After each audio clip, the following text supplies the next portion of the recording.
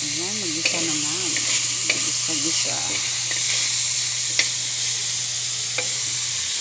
Ganitong munggo. Munggo. Puso ng saging. Kalabasa. At malunggay.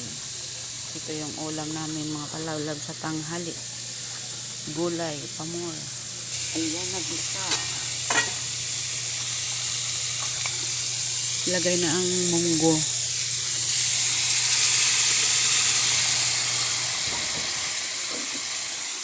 Nilagang munggo.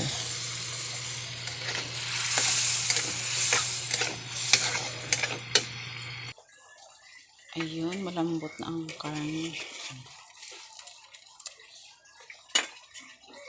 Lagay ng kalabasa.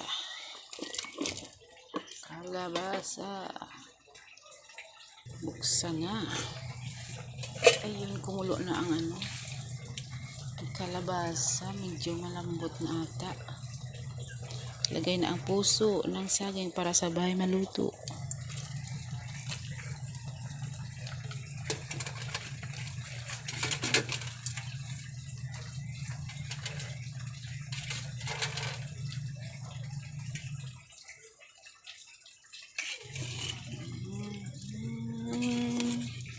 Gulay, pamor, puso at kalabasa at saka munggo.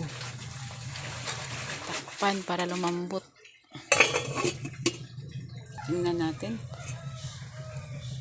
Ayun, malambot na ang lahat. Ilagay na ang malunggay. Fresh from the farm yan mga labas. Ang malunggay galing sa aking tanim. Narvest ko lang ito. Libre na ang malunggay. Ayun. Isang kulo luto na yan mga palalabs. Kainan na mamaya sa tanghalian. Ayan na, luto na mga palalabs. Ang aking gulay. Munggo, kalabasa, puso ng saging at saka malunggay at konting baboy mga palalabs para may sahog. Ayan. Salamat po.